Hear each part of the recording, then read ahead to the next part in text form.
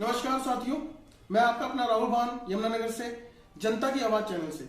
जैसा कि आप जानते हैं कि नगर निगम यमुनानगर के अंदर दिन प्रतिदिन भ्रष्टाचार बढ़ता ही जा रहा है और उसी भ्रष्टाचार को लेके हमारे आगाज संस्था के श्री बलबीर सिंह जी, जो फाउंडर मेंबर है आगाज संस्था के और सीनियर एडवोकेट भी रह चुके हैं, वो 27 और 28 फरवरी 2023 को अनशन पे, सांकेतिक अनशन पे बैठ रहे हैं। आइए आपको मिलवाते हैं श्री बलबीर सिंह जी से। सर, जो अब ये अनशन कर रहे हैं, ये हम किस मुद्दों को लेकर कर रहे हैं, थोड़ा संक्षेप में जनता को बताएं। वैसे तो सच्चाई तो ये है, आज सारे देश का बुरा हाल है, पूरा भ्रष्टाचार है। किसी भी प्रांत में चले जाओ, किसी दफ्तर में चले जाओ, बिना रिश्वत के कोई बात करने के लिए तैयार नहीं। लेकिन हमारे यमुनानगर के अंदर निगम जो है, ये भ्रष्टाचार का अड्डा बना हुआ है और भ्रष्टाचार को कानूनी रूप दे दिया इन्होंने, लीगलाइज कर दिया है। तत्काल काम करवाने के लिए कहते हैं कि आप एप्लीकेशन दो और 5,000 रुपए जमा कराओ साथ। बिल्कुल 5,000 रुपए जमा कराओगे तो आपका तत्काल काम हो जाएगा। और भाई, हम सरकार को टैक्स किस बात का देते हैं? निगम को टैक्स किस बात का देते हैं? अगर ये भी उसी तरीके से करने लग गए जैसे प्राइवेट कंपनियां करती हैं, तो फिर इनको टैक्स देने का फायदा क्या? तो ये इन्होंने एक पैसे कमाने का जरिया बना लिया है, ये भ्रष्टाचार को लीगलाइज कर दिया।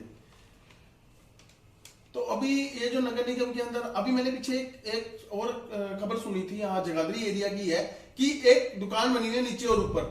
नीचे की दुकान तो अप्रूव्ड है और ऊपर का एरिया अनअप्रूव्ड है। ऐसे कैसे पॉसिबल है, बताओ। इस तरह की चीजें भी सामने आ रही है हमारे।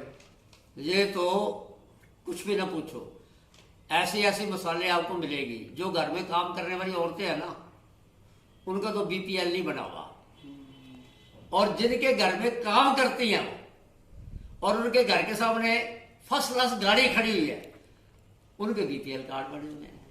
तो ये हमें लगता नहीं है कि हम 75 साल हमारी आजादी के हो गए, मतलब कि जो व्यवस्थाएं जिन लोगों तक पहुंचनी रही है वो पहुंच ही नहीं रही है। पहले लोग 2014 में जब मोदी जी की बात आई तो लोग बड़े उत्साह थे, लोगों को उम्मीद थी कि अब कुछ ना कुछ बदलेगा। लेकिन 9 साल गुजर जाने के बाद तो अब लोग इस नतीजे पर पहुंच गए हैं, तो इन्होंने और बेड़ा गर्क कर दिया है। ठीक करने के बजाय ये हिंदू मुसलमान करते रहते हैं हर वक्त। लोगों के मुद्दे, एजुकेशन का मुद्दा है, हेल्थ का मुद्दा है। ਹੁਣ आप देखते हो जो हमारा हेल्थ मिनिस्टर है, आप अगर बीमार पड़ गए तो कहाँ इलाज करवाना चाहिए हेल्थ मिनिस्टर को? जो हमारे सिविल अस्पताल है, क्योंकि सिविल अस्पताल का मार्ग तो ये है, आप तो प्राइवेट अस्पतालों में इलाज कराएंगे, लोगों को कहेंगे तुम्हारे लिए सिविल अस्पताल है। अभी जो यहाँ पे हमारे सिविल हॉस्पिटल की जो इतनी बड़ी बिल्डिंग इन्होंने खड़ी कर दी है, तो आपको जानकारी होगी उसके अंदर कि इसके अंदर डॉक्टर्स भी नहीं है, स्टाफ तो 50% भी नहीं है। 50% भी है। तो ये बिल्डिंग खड़ी करना क्या लगता है? ये बिल्डिंग जो इन्होंने खड़ी की है, धीरे धीरे इनकी जो नीति है, इसको भी किसी प्राइवेट डॉक्टर के पास दे देंगे, कोई प्राइवेट अस्पताल आगे चलाएगा। ये सिर्फ सरकार बिल्डिंग बनाएगी, जैसे सब कुछ अडानी को लुटा रहे हैं ना, ऐसे ही अस्पताल बना के जनता का खर्च तो अस्पताल के ऊपर करवाएंगे, लेकिन मुनाफा प्राइवेट डॉक्टर कमाएंगे, कंपनियां करवाएंगी। अभी एक मुद्दा हमारे सामने हो रहा था, मेयर साहब की कोठी के सामने बिल्कुल चमचमाती मक्खन जैसी सड़क थी, उसके ऊपर वो टाइलें बिछा रहे हैं। बताओ। ये मुझे पता चला था, मैं भी देखने के लिए गया था।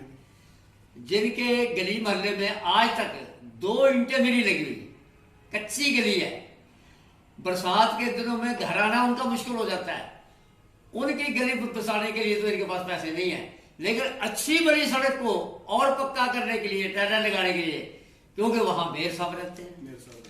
तो मैं आपसे एक अनुरोध और करना चाहूंगा, हमारे चैनल के माध्यम से आप जनता को क्या मैसेज देना चाहेंगे? जो आप 27-28 को अनशन कर रहे हैं, तो इस अनशन का एक तो मोटो क्या है और जनता से क्या? मैं तो यही चाहता हूं कि जनता अवेयर हो, अपने अधिकारों के लिए सड़कों के ऊपर उतरे, जैसे बंदियां बनाए, जो हमें अधिकार मिला हुआ है आर्टिकल 19 के अंदर, उसका प्रयोग करे और कानून के मुताबिक अपने आंदोलन चलाए शांतमयी तरीके से, जो कानून के दायरे में आते हैं, जो संविधान के दायरे के अंदर आते हैं, जिसकी बात महात्मा गांधी करते थे और बड़े बड़े लीडर करते थे, और जनता को जगा के ये देश को बदलने की कोशिश करें। तो मैं इस चैनल के माध्यम से सभी जनता से हाथ जोड़ के अपील करूंगा, एक नेक काम के लिए बलबीर जी जो एक 80 साल के बुजुर्ग हैं, वो 1-2 दिन के सांकेतिक अनशन पे बैठ रहे हैं, तो जनता को जागरूक होने के लिए ही कर रहे हैं ये सब। तो मैं जनता से ये अपील करना चाहूंगा कि 27 और 28 को जरूर पहुंचे। जो साथी जितने बजे भी आ सकता है, चाहे 1 घंटे के लिए, चाहे 2 घंटे के लिए,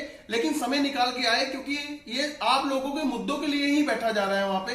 तो मैं इस चैनल के माध्यम से सारी जनता से, यमुनानगर, जगाधरी और जो भी जनता दूर दूर से भी आ सकती है, उनसे हाथ जोड़ के इतनी अपील करूंगा कि आप वहां पे उस दिन मौके पे जरूर पहुंचे। धन्यवाद साथियों, धन्यवाद।